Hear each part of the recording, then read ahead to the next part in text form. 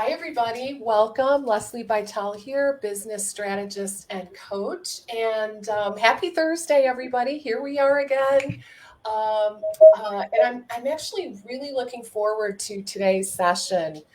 Today is we're going to talk to Jadida Hooks, and really looking forward to it because today's topic is all about how to hire a team. All right, how to hire a team of VAs, really before your practice gets too busy. So, little hint. I think one of the takeaways that you're going to get from today is how to go about hiring, like what are the specific steps that you can literally take now in preparation to hire your team, and why you need to do it before you think you're ready. Right, that's going to be a topic as well. So I want to say hello to Jadida. Welcome. Thank, Yeah, so happy to have you. Welcome. thank you. So I'm Jadida, and I am originally from Illinois, right outside Chicago. And Girl, Julian, welcome. yeah, so I'm presently in the metropolitan area of Atlanta. And so I have I started my private practice a little over a year ago.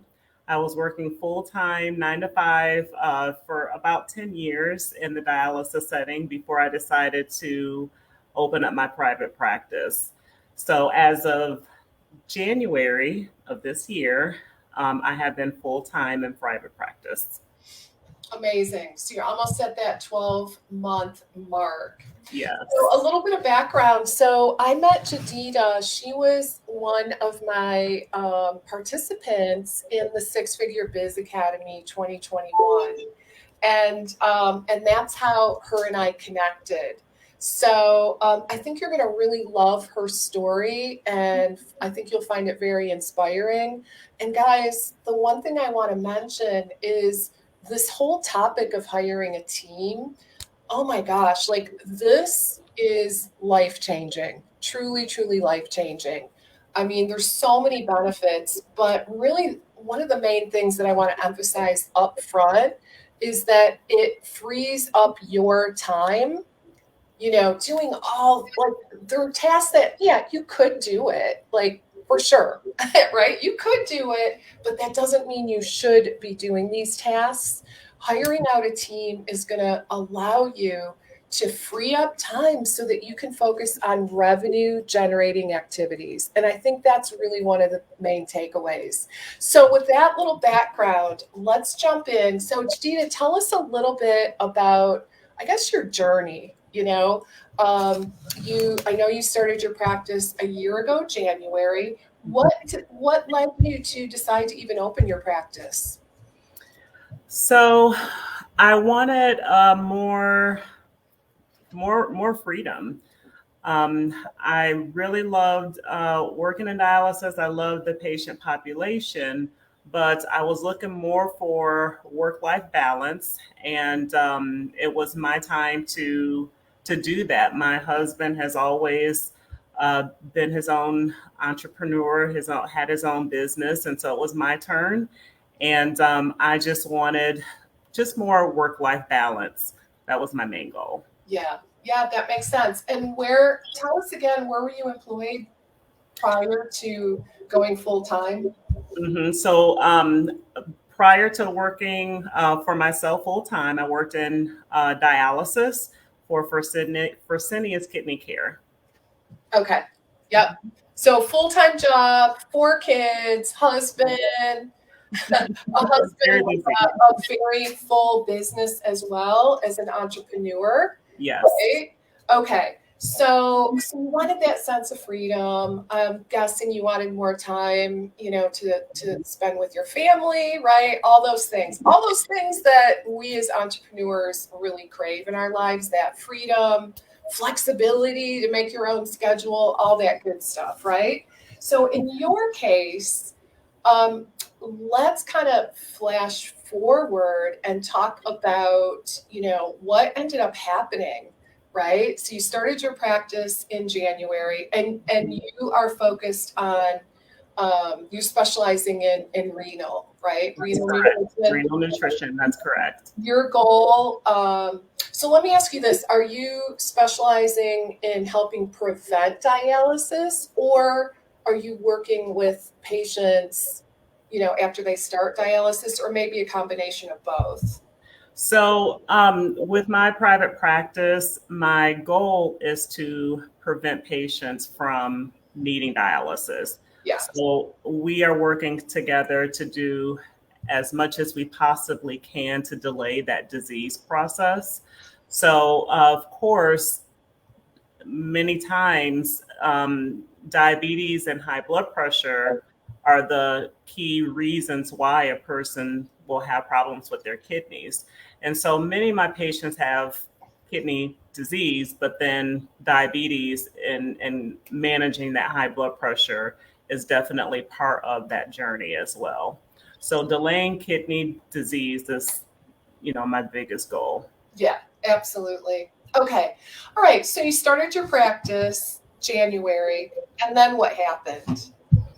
So I thought that I would be able to just kind of go at my own pace with private practice. I was going to be this one man show. And shortly after I started full time private practice in February, so not even a full month, my husband had a stroke. Mm. And the stroke was related to a giant brain aneurysm. Mm. And he would require brain surgery. And so, March, we decided that we would go ahead and take that risk and have surgery. It was scheduled for May. And so, from February, about the middle of February to May, there was a lot of pressure because not only did he have his own business to manage, and I had to take on 90% of it. Um, I was always kind of in the background doing administrative things for him.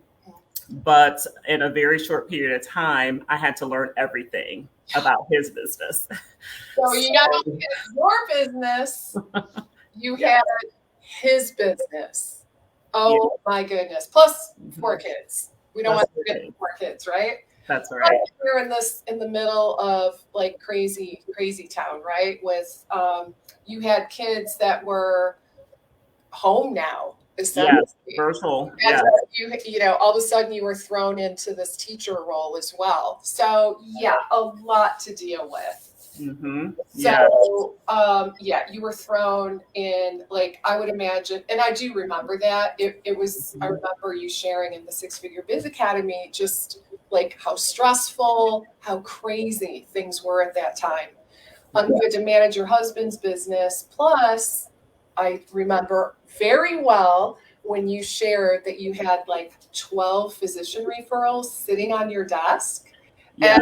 And you did not, you were like, oh my gosh, like I seriously do not have time. What do I do? So tell us about that whole process. Yes. So I knew I needed help. I knew I was in trouble. I knew no matter what, I still wanted to continue with my nutrition practice because that is my passion. Yeah. And not only that, there were so many patients in my area where I live that really needed nutrition advice. They needed help. They were scared. Having kidney disease can be very scary. And so I knew I needed to hire some assistants. And so my journey from hiring assistants, I posted an ad on Facebook. I just said, hey, anyone know of anyone that could do some administrative tasks for me? Wow. And I had about 6 or 7 people private message me and inquire about what I needed. Okay. So I was really excited about that. Okay, so interesting. I didn't realize that's how it all began in terms of your team. Okay, So you posted an ad. You had, and was this mainly to your friends on Facebook? That is correct. It was just my friends on Facebook. Okay.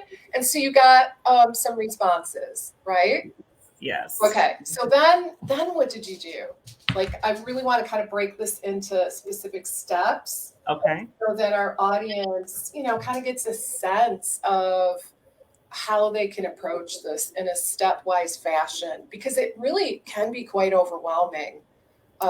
Especially when you've got, like, in your case, you had so much chaos going on all at one time. Mhm. I'm just imagining how, like, I'm just picturing the thought of hiring a team in this moment. Like, many of us would probably think, oh my God, like, I don't have time to hire a team. It might be easier just to do it all myself, right? I'm guessing that many of us would have those thoughts, but you thankfully were smarter than that, right? And you, Yes. you're like, oh no, I see the writing on the wall here. So you posted on Facebook, you got a few responses, and then Yes. what did you do next? So I created a task list, things that I absolutely, hands down, could not do. So, for an example, just answering the phone. If I am, in a session with a patient, I cannot answer the phone. So I created a task list of important things that I knew I could delegate, someone else could do. And I created an application online, and I started the phone interview process. So, believe it or not, all of the candidates that responded to the ad did not have any experience in being a virtual assistant. Um, Most of them had some tech skills, could work in the operating systems and that kind of thing. So, really, they were just lay friends. And so I started the interview process. In my mind, I thought I was going to hire only one person. Yeah. That I felt would be ideal. And so one of my friends that reached out, I told her what I needed. She goes, "Sure, I can help you out." And I said, "You got the job." And so, um, interestingly, as I was driving, maybe a couple of days later, I got another phone call from a really close friend of mine who was inquiring about the position for her daughter Mm. who was graduating high school. And I said, "Well, sure. Tell me some things that your daughter can do." And then I explained to her all the things that I needed. And she says, "Well, I can help you with that." She says, "Well, actually, we both can help." And so I was a little reluctant because here I was thinking I only need one person. Yeah. And so I was feeling kind of uneasy because essentially I've offered the job to two people. And so I was a little nervous because I wasn't sure if I could even afford that. Yeah. Yeah. Yeah. I'd love to hear about that. So, how did you, yeah. Oh, okay. Veronica has a question. Where did you post the position listing? Hmm. So, So, yep. So I posted the position just on my personal Facebook page, and in my personal Facebook page just has my friends. It's not even open to the public. So, okay. So mhm. interesting. Guys, I just posted a question. I'd love to know how many of you, or what your status is. Do you have a VA? Do you have a team? Are you thinking about hiring a team or a singular VA in the new year? Let us know where you're at. And And that way we can really personalize our session today. Okay, so all of a sudden you went from I'm going to do it all myself Mm-hmm. Yep. to OMG, now I've just hired 3 people, essentially, Yes. right? That is exactly what happened. And Yeah. we're thinking, oh boy, what have I done?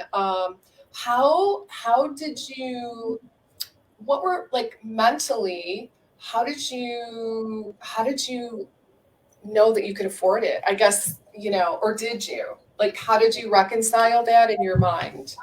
I At the time I was not even sure. I was still again uneasy whether or not I can even afford it, whether or not it would even work out. Yeah. And so I was kind of, in a sense, flying by the seat of my pants. We were just kind of winging it. And at that point, at that moment, because I had so much that needed to be done, I felt, well, even if I have 3 people for 3 months, and after 3 months, I sit and do an assessment on where I'm at. Mm-hmm. If I have to let 1 or 2 go, then so be it. Yeah, that's a good way to look at it. Mm-hmm. And actually, that does remind me of, I think, an important point, and that is, personally, I would recommend that you do have a trial period. An agreement that it's a trial. Either a 30 or 90-day trial, 30, 60, or 90. Yeah, so that's actually a really, really smart idea. Yes. You knew that you were in a bind, and that you didn't have a crystal ball. You didn't know what the future was going to hold for you. And so I think that's a really smart way to look at it. Like, okay, I'll see how this works out, and I can decide to make some changes even after a few months.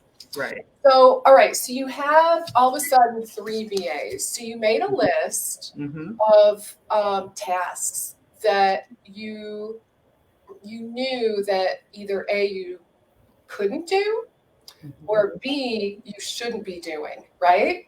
Right. And one of those tasks was answering the phone, which is, absolutely like that.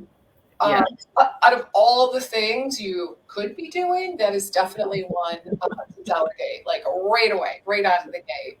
Right. And most people would happily hand that over because, most of us are like, oh, I don't want to do that. So answering the phone, returning calls, what else was on those lists? Scheduling appointments, going through the 12 or 15 referrals that I had received to get them scheduled. I do use my electronic health record does provide a lot of automations. I do use Practice Better, which is a wonderful program. However, many of my patients are older, and many of my patients are not comfortable with using technology. Yeah, and I can see so that group would be left out. And so I was not able to use the automated system with that group.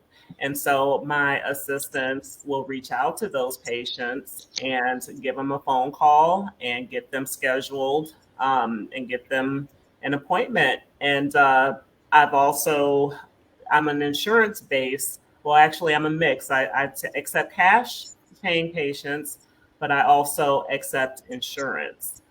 And I have taught my assistants on how to file insurance claims. Oh, good. Okay. So the billing. Yes. You've delegated that, which is awesome. So phone calls, scheduling, billing. Yes, those are, and insurance verification as well. I taught them how to do that. I know many practices don't do insurance verifications. They really will rely on that patient or that client to do it. And no, but I've chosen at this point in my practice that we'll do it in behalf of the patient. And so it's definitely worth it. Yeah, especially for your type of practice, specialized Yes. renal. Mm-hmm. Yeah, that makes a lot of sense. So, how did you handle this pile of physician referrals? I Wow. know that was like, oh my gosh, so stressful. Like, what do I do with them? You didn't Yes. want to. You were super busy. Mm-hmm.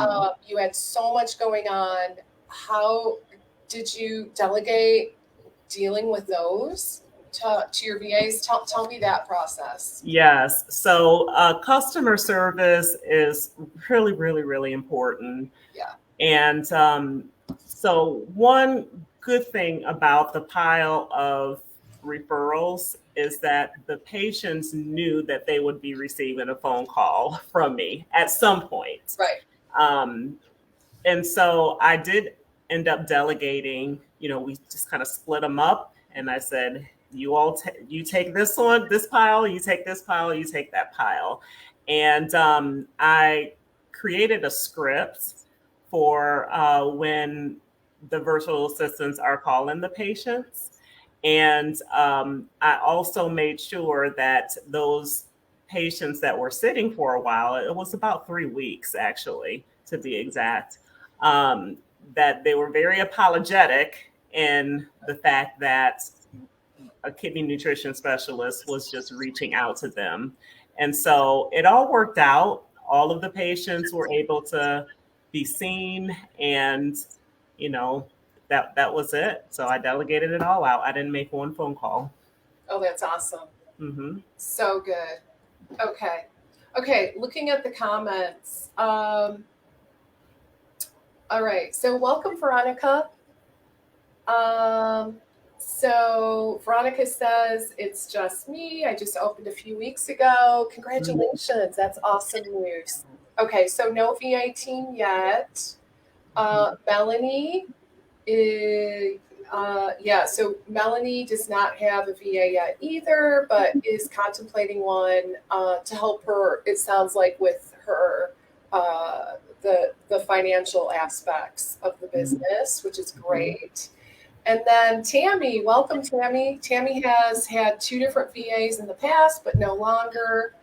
Um, and she found both of them, it looks like, from Upwork, which is a very interesting option, actually. Okay.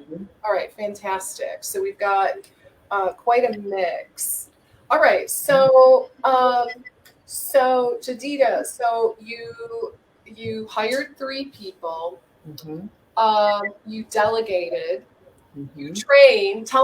Can you tell us a little bit about that training process? Because I have a hunch that that is something that is really kind of overwhelming to our audience. Just have a feeling. Let me know if that's true, guys. How do you feel about the training process? Give me a quick comment back.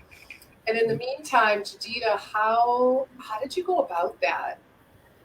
So again, neither one of my assistants had experience, and particularly with healthcare practice.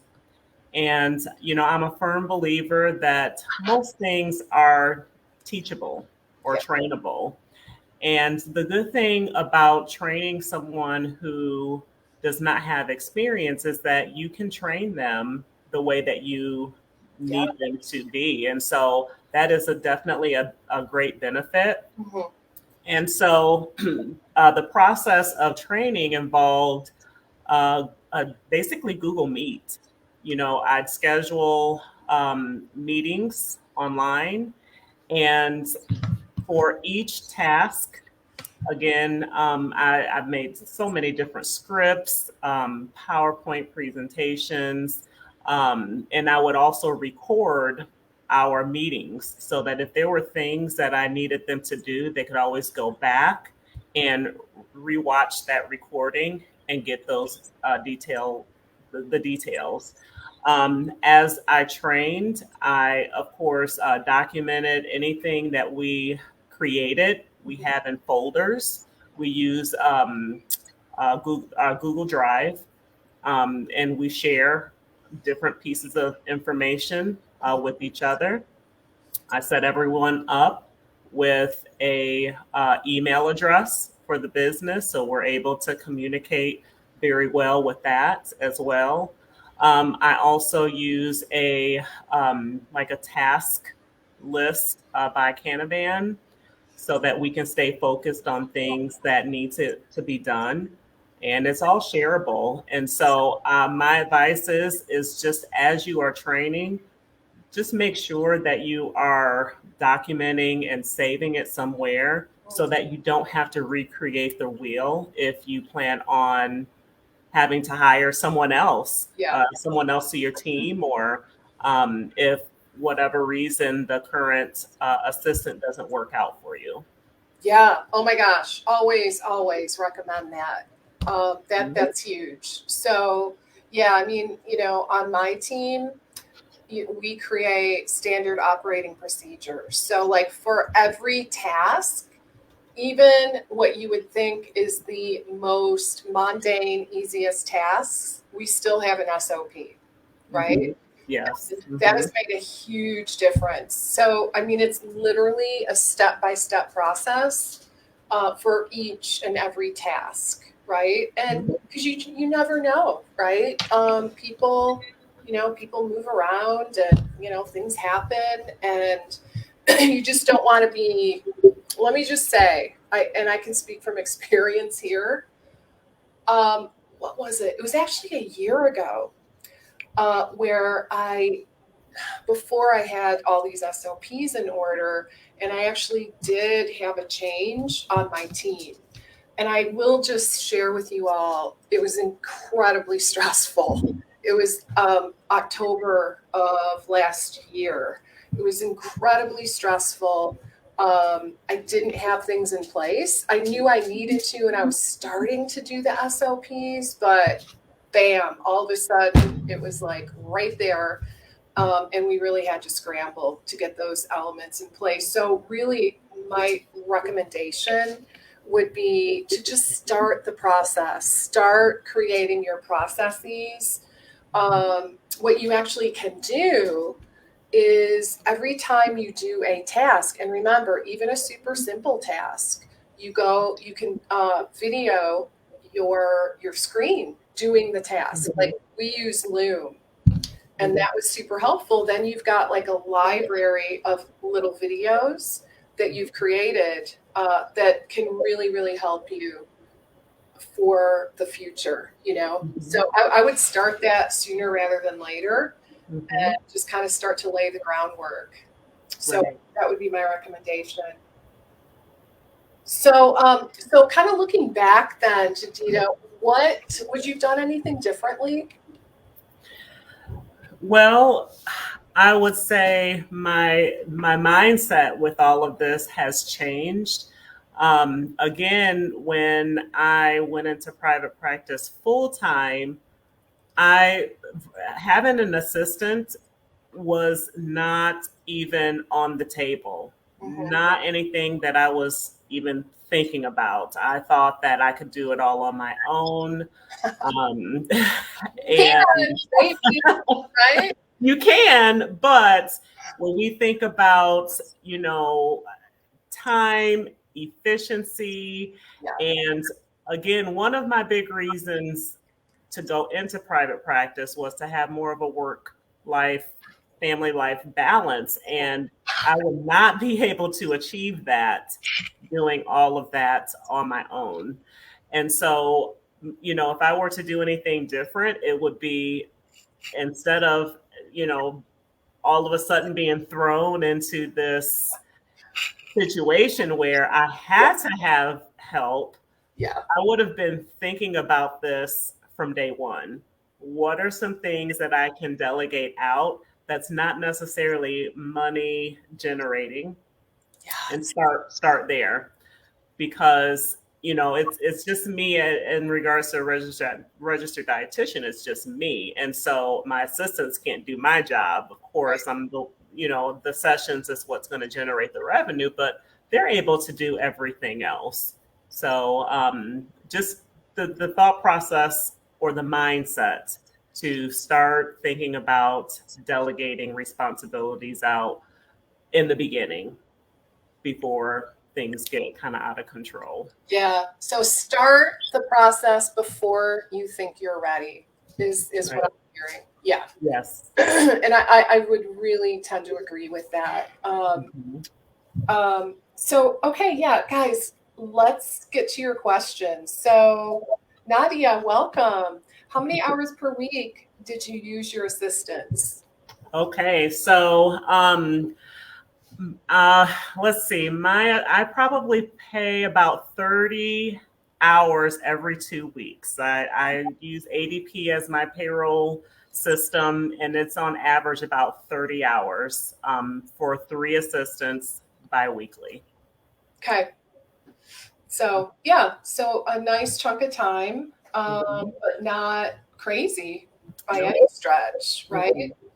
Yeah. And, Mhm. um, the thing that I personally can share about this process, in addition to what, Jadita talked about in terms of starting before you're ready, I would just say that you're probably going to be pleasantly surprised once you free up like these tasks that are taking up your brain space, right? Like you're you can really focus on driving the business once Right. that happens. I really can't emphasize that enough. I really, really hope that you all can see how it's a really super smart business decision to free up your time so that you can focus on revenue generating activities, right? So, like, if you are finding yourself kind of bogged down with the behind the scenes tasks, that's a sign, guys. That really is a sign that, and you can start small. You don't have to go out and find, 40 hours per week. You really, really don't. Um, I would just kind of like, I would dip my toe in and maybe look for someone that can do 5 hours a week, right? Mhm. Even 5 hours a week, just so that you can kind of get a taste of what's possible. You Mhm. start making more money, I can virtually guarantee your revenue is going to go up, right? Mhm. Um, so anyway, super. It's absolutely transformational. Like I like to share. There's two things that I did when I had my nutrition practice that made all the difference. One was, and I know this isn't like mind blowing now in this day and age, but when I switched to an online calendar, like that was huge. Mhm. Okay. I used to be really kind of controlling of my calendar, like, oh my gosh. And then when I finally let that go, it really was a huge shift. But the second thing I did that was huge was I got my first VA before I knew I was ready. Mhm. Okay. So, guys, I really, come to you with this message. Much of it is based on my own personal experience as well as what I've seen with my clients. So, and guys, there are Facebook groups. Like if you go on Facebook, you can do a search. There are many, many groups where virtual assistants kind of congregate, Mhm. right? That's Um, yeah, I've found a handful, and Mhm. so that's another way to find a VA. And there's lots of options there. So my recommendation would be to look for someone that doesn't, I mean, you just want to be cognizant of their minimum because some of them will say, minimum 10 hours a week. So, when I first started out, I tried to avoid that because I really didn't know how much time I would need. So, so that would be my recommendation. Yeah, can you share anything in terms of the hourly rates? Yes, so I started them at $16 per hour, and everyone was happy with that. And as we are approaching a year, that's something that we'll definitely reevaluate in regards to pay increase and Mhm. even more tasks that I can delegate out. Yeah, absolutely. Yeah, so that's super, I mean, for the most part, doable, Hmm. um, especially when you think about the idea. Guys, this is the key, is it frees up those hours for you to generate more revenue, right? So if Hmm. you think about like it's kind of a funny way to think about it, but one, well, I guess one way to kind of justify the cost in your own mind would be, okay, so think about the your hourly rate, right? Like, so Hmm. let's just say hypothetically, I'm just pulling this number out of thin air, but let's just say your hourly rate is, I don't know, 150 bucks an hour, just hypothetically. So then the question becomes, would you pay someone $150 an hour to return phone calls, Right. right? Probably not. But Hmm. that is your hourly rate, and that is the amount you're spending currently, right? It doesn't make sense. You Hmm. don't need to spend 150 an hour for a task such as that. It makes so much more sense to spend 16 bucks an hour, right? Right. So that is really how. Oh, hey, Karen. Hey, Karen is, classmates. yeah, classmates from the Six Figure Kids Academy. Welcome, Karen. And Karen, I got a kick out of your. I saw your post, your Oh, dad's comments. That was hilarious. I love. I can tell I love your dad. Okay, Amy, welcome, Amy. So, all right, great question. Are these employees or is it like a contract? they are employees. Okay. They are That's employees. super So interesting. yeah. So I again I created a application, um, job responsibility list. I have a couple of other forms regarding HIPAA, things like that. And they are paid as an employee, W 2. Okay, fascinating. Yeah. Hmm. What made you decide to go that route? It's it's what I'm familiar with, with my husband having his business, he had employees. And so that's what I was familiar with. Yeah. And so that's what I stuck with. Okay. Yeah. Hmm. Super interesting. Yeah. So probably I would probably, I mean, I my people are not actual employees, so I think it just really depends. I would probably run that by an attorney just to Hmm. get their recommendation, because there are some different, laws and regulations in each state. So probably you want to run that by an attorney. But Hmm. certainly in the beginning, um, you know, you could go either way, right? Like, it's Hmm. interesting. She is more familiar with the employee route. I myself am not, right? So I've always just gone with the contract route. So Hmm. I think whatever works for you in that Hmm. regard.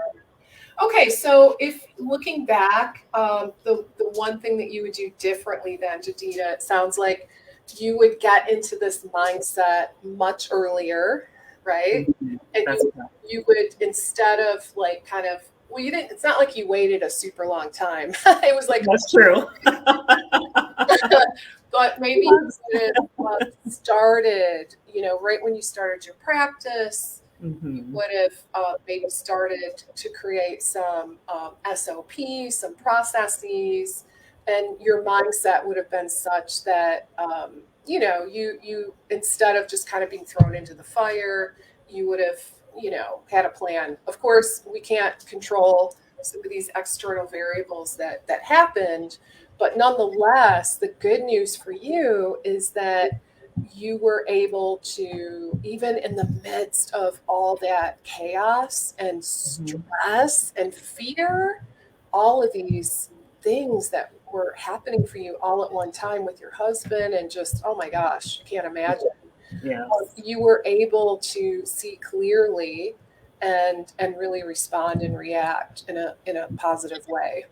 Yes, yes, absolutely. It definitely was a trying time, and he's still, in recovery Yeah. mode, doing much, much better. Always give us Um, an update. How is yes, he? yeah, he's, let's see, May, I mentioned he had surgery on his brain, and then a month later in June, he had another stroke. And Oh, so that really set him back. He was hospitalized and in rehab for about a month, mhm. and he had to learn to walk again. So he really got debilitated, but he's doing so much better now. Still doing therapies. He still have quite a bit of recovery to do, but he's definitely functional. He can drive a car. Oh, So good stuff. yeah. Hmm. Yeah, that is so good. I'm really glad to hear it. Yes. Okay. All right. So any parting words of wisdom as we begin to wrap up our conversation for today? I would just say, keep your goals clearly in mind. Always try to figure out what steps you need to put in place so that you can achieve those goals. Don't give up. You have to be really resilient and very persistent as well. But just keep those goals in mind and just know where you want to be, and things will work out. Things will work out. Yeah, you're a great example. Um, let's see. Oh, let's see what Karen has to say. So Karen just hired a VA 2 months ago, and it's been glorious. Yay! Oh, that's so good. So Karen hired someone she knew and hired them to actually direct your admin and marketing. Interesting. Okay. And oh, great. Yeah. I know. Jadita's story is so inspiring. Yeah. So that is so good to hear, Karen. Now, I mean, what would be better, right? I mean, really, you do what you're good at and what you love doing, and that is really what drives the revenue in the business. And then, gosh, if you can get an outside person that actually has, some knowledge around marketing strategy, then that's ideal. That's Yeah. absolutely perfect. And then, obviously you free up your time.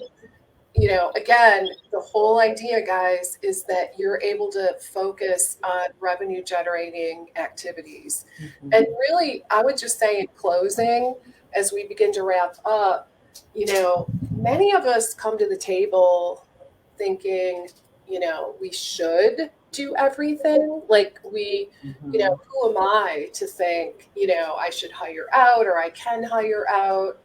And that's actually like I've actually heard people express that mindset before. Like, Mhm. who am I to be able to do this? I'm too small. It's just me. But the thing is that just because you can doesn't mean you should, right? And Mhm. that's really, really true. Um, so this is definitely a topic that, oh, I love it. Oh, okay. Actually, we got a couple more. Yeah, Karen says, don't play small. I love That's that, right. Karen. That is so Yeah, true. that's Don't play small. I right. could not possibly have summarized it better myself. Hmm. And then we just got a comment. Um,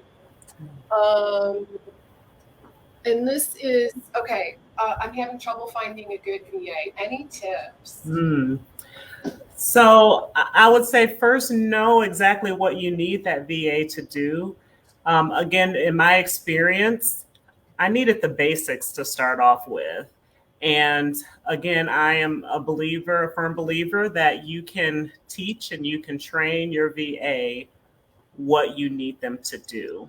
Yeah. Now, of course, if there are bigger projects, website marketing, if you're looking for a certain skill set, that's a whole nother can of worms. And just as was discussed earlier, the different Facebook groups where VAs may congregate, depending on your practice. There are many dietitian, or we'll say students or interns that are looking for work and experience. So you could go that route, but Yeah. definitely just you can train your VA on what you need them to do. So you don't have to necessarily be picky when it comes to the skill set, depending on what it is. Yeah. So, and I would just say start exploring options within your own circle. Right.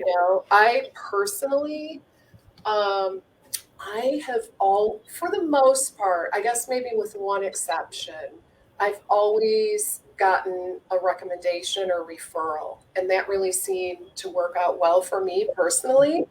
Um, so I would start by, asking around, and that's really what Jadita did too, right? She just did a post in her personal Facebook on her page, right? That's correct. And that, she got 3 responses. Mm-hmm. I also know like several of my clients have posted within kind of industry specific Facebook groups, right? As an example, I have a group, I guess I own a group called the Integrative Functional Dietitian Nutritionist. And this is a group for licensed practitioners. And I've actually had, a couple of my clients do a post in that group saying, hey, does anybody know of a good VA, right? And so that's another really good route to go. Whatever your industry is, right, you can post within those groups and maybe get a referral that way. Mm-hmm. So I would just start asking around, and I think you'll probably be pleasantly surprised. Mm-hmm. So I agree. awesome. All right, guys. Well, first of all, Jadita, thank you so much for spending time with us today. It was so much fun. And yes, thank you for having me, Leslie. oh, my pleasure. Truly, it's always such a treat to get to spend time with you. So, yeah. Oh, okay. Yeah. Okay. So, thanks. I'm in your group. Awesome. Feel free to post. Feel free. Yeah. Do a post in there and see if anyone's got a recommendation. I think that's a great place to start. Okay. So, Jadita, thank you. Thank all of you for joining us today. I hope you found this inspiring and motivating. And most of all, I hope that it really kind of got you excited about the possibilities, right? Freeing yourself from some of these tasks that you just shouldn't be doing, quite frankly, right? They're super easy to hand over to someone else. I promise you, your life will change, right? Because some of these behind the scenes tasks are just like soul sucking after a while. And it does lead to burnout. It really, really does. So, and I know most of you got into, private practice, like Jadita said, for that sense of freedom. So, so I just don't want you to be so bogged down with all these, tasks that you could really delegate to somebody else. All right, guys. All right. Thank you again, Jadita. So appreciate your time. Thanks to everyone who joined us today, as well as those of you that joined are going to listen to the replay. Oh, and before we forget, Jadita, where can people learn more about you?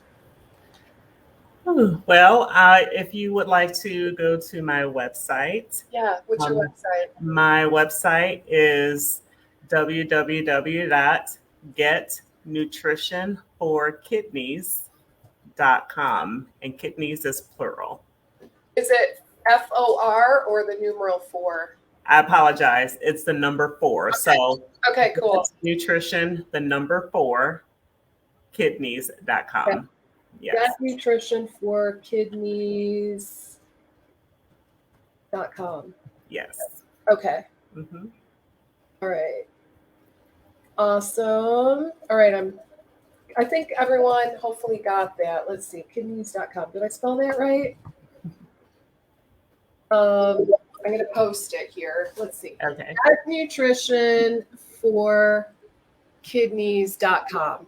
That is right. Awesome. All right, guys. So if you want to learn more about Jadida and her business, please give her a visit. And all right, guys. So we're going to go ahead and wrap up. Have a wonderful rest of your Thursday. And I'll look forward to seeing you again next week. Same time, same place. All right. Bye for now. Bye. Bye, Jadida.